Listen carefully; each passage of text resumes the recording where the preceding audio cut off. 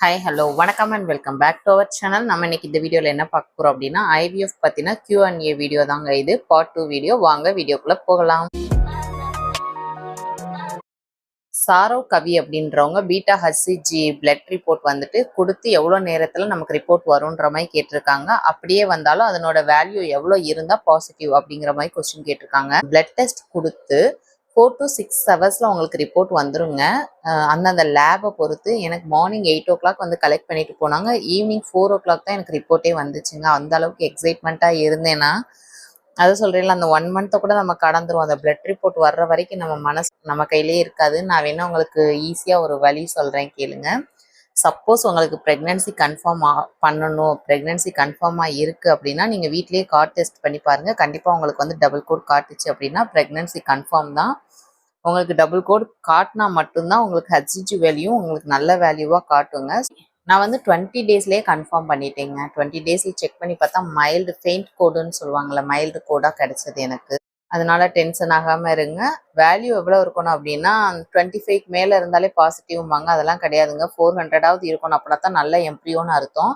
So உங்களுக்கு 400, 3 to 400க்கு மேலே இருக்கணும். அது வந்து 1 day விட்டு உங்களுக்கு வந்து அந்த வேல்யூ இன்க்ரீஸ் ஆகிக்கிட்டே இருக்கணும். 400ங்கிறது 800 ஆகணும், 800ன்றது 1600 ஆகணும்.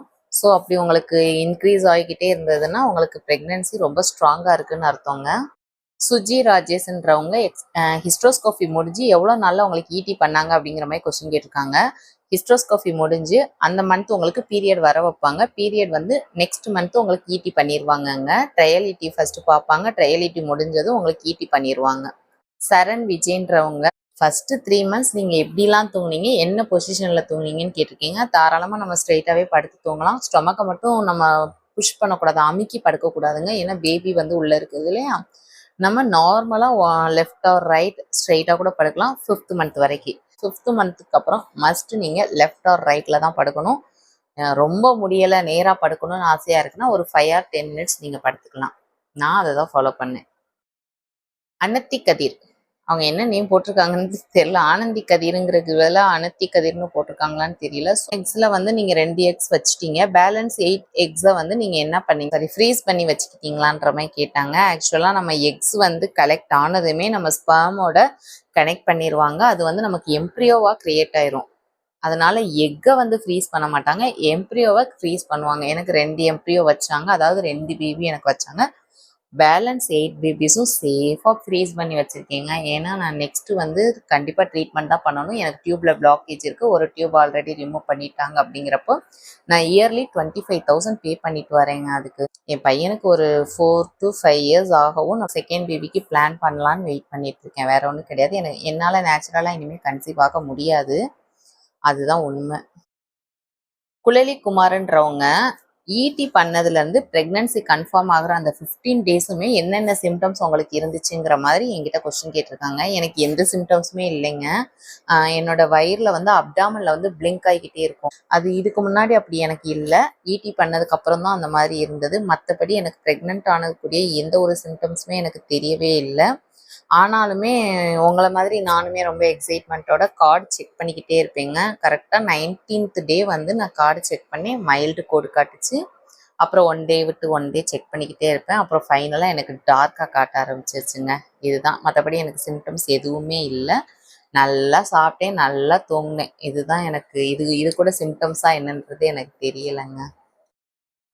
லிங்கா தமிழ்ங்கிறவங்க என்ன கேட்டிருக்காங்கன்னா ஆவரேஜ் கிரேடுன்றாங்களா, அது எந்த கிரேடில் வரும்னு கேட்டிருக்காங்க. சி கிரேட் வந்து ஆவரேஜ் கிரேடுங்க. அதுக்காக சக்ஸஸ் ஆகாதுன்னெலாம் அர்த்தம் இல்லை. 100ல் 1 சக்ஸஸ் ஆகும், அவ்வளோதான்.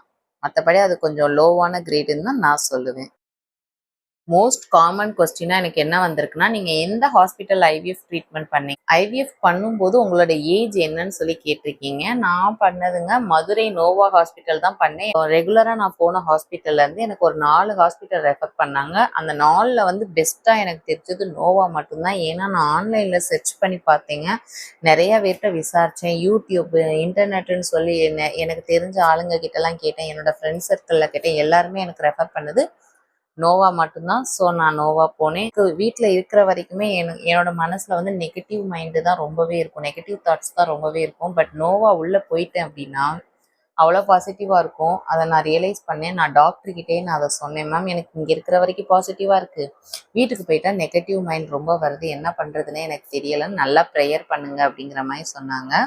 ஸோ நெகட்டிவாக யாரெல்லாம் பேசுகிறாங்களோ அவங்க கூட நீங்கள் இருக்காதீங்க, அவங்கள அவாய்ட் பண்ணிருங்கன்ற மாதிரி அவங்க சொல்லியிருந்தாங்க. இன்னொன்று, ஏஜ் வந்து ஐவிஎஃப்ல ஒரு பெரிய விஷயமே கிடையாதுங்க. நான் ட்ரீட்மெண்ட் பண்ணும்போது ஹஸ்பண்ட் அண்ட் ஒய்ஃப் 2 பேருக்குமே கண்ணு தெரியாதுங்க. 2 பேரும் குழந்தைக்காக வந்திருக்கிறாங்க. எனக்கு ஆச்சரியமா இருந்தது. பட் மேம் என்ன சொல்லி அனுப்பிச்சாங்கன்றது எனக்கு தெரியல. அவங்க ட்ரீட்மெண்ட் பண்ணாங்களாங்கிறதும் எனக்கு தெரியல. எனக்கு என்ன ஒரு கொஸ்டின்னா, ஒரு ஆளுக்கு ஒரு குறை இருந்து இன்னொரு ஆளுக்கு வேற குறை இருந்தா கூட பரவாயில்ல, 2 பேருக்குமே கண்ணில் தான் பிரச்சனைங்கிறப்ப ஐவிஎஃப் ட்ரீட்மெண்ட்ல ஏகப்பட்ட ஸ்ட்ரகிள்ஸ் இருக்கும். சப்போஸ் ஒரு ப்ளீடிங் ஆனா கூட அவங்களுக்கு தெரியுமா அந்த லேடிக்கு? நமக்கு வந்து ப்ளீடிங் ஆகுது, சம்டைம்ஸ் வந்துட்டு நிறைய பேருக்கு ஐவிஎஃப்ல ப்ளீடிங் ஆகுது, எனக்கெல்லாம் ஆச்சுங்க. அந்த ப்ளீடிங் ஆகுது ஆகலைன்னு கூட நமக்கு அவங்களால கண்டுபிடிக்க முடியுமா? டாக்டர்கிட்ட அவங்க சொல்ல முடியுமா? இது அவங்களோட ப்ரெக்னென்சி வந்து சேஃபாக இருக்குமா அப்படிங்கிற டவுட் எனக்கு இருந்துச்சு. ஸோ ஏஜ் வந்து ஒரு மேட்ரே கிடையாது. 45க்கு மேலே கூட ட்ரீட்மெண்ட் பண்ணி குழந்தை பெற்றிருக்கிறாங்கங்க. நான் லைவாக பார்த்தேன் அதெல்லாம். 45 டேஸில் உங்களுக்கு பீரியட்ஸ் வந்து ஸ்டாப் ஆயிடுது. என்ன கேட்டால் பேபி பிளான் பண்ணுறவங்க சீக்கிரமாக பண்ணுங்கன்னு தான் நான் சொல்லுவேங்க. ஓகே கைஸ், என்னால் முடிஞ்ச அளவுக்கு என்கிட்ட கமெண்ட் பண்ணவங்களுக்கு நான் ரிப்ளை பண்ணியிருக்கேன். இது உங்களுக்கு யூஸ்ஃபுல்லாக இருக்கும்னு சொல்லி நான் நம்புகிறேன். பார்ட் 3 வீடியோவில் பார்க்கலாம். ஏன்னா ஏகப்பட்ட கமெண்ட்ஸ் இது கண்டினியூஸாக போட்டால் உங்களுக்கே போரிங் ஆகிடும். இந்த வீடியோ பிடிச்சிருந்தா லைக் அண்ட் ஷேர், மறக்காமல் நம்ம சேனலை சப்ஸ்கிரைப் பண்ணிக்கோங்க. பார்ட் 3 வீடியோவில் மீட் பண்ணலாம். Love you all. இன்னொன்று, நான் இப்போ இந்த வீடியோ போடும்போது டைம் என்ன தெரியுமா? 1:30. டைம் வந்து நைட்டு 1:30ங்க. ஏன்னா என் பையன் பை பர்த்லேருந்து என்னைய தூங்கவே விடலைங்க. நான் தூங்குறது என்னமோ மார்னிங் தான். ஸோ அவன் பிறந்ததுலேருந்து நான் நைட் டியூட்டி தான் பார்த்துட்ருக்கேன். அவன் வந்து என்ன சொல்கிறது, ஒரு 10 நிமிஷத்துக்கு ஒருக்கா அழுகுவான், அரை மணி நேரத்துக்கு ஒருக்கா அழுகுவான். அப்படி இருக்கும்போது நம்மளுக்கு தூக்கம் எங்கே கூடி வரும்? இது ஏன் சொல்கிறேன் அப்படின்னா, இப்போவே நல்லா தூங்கிக்கோங்க. ப்ரெக்னென்சி கன்ஃபார்ம் ஆயிடுச்சுன்னா சுத்தமாக தூங்கவும் முடியாது. ஆஃப்டர் டெலிவரிலையும் சுத்தமாக தூங்க முடியாது. நம்ம குழந்தைங்களுக்கு கொஞ்சம் விவரம் தெரியவும் தான் நம்மளுக்கு வந்து பழைய தூக்கன்றதே வரும் அப்படின்னு தான் நான் நினைக்கிறேன். எனக்கு என் பையன் பிறந்து 2.5 இயர்ஸ் ஆயிடுச்சு.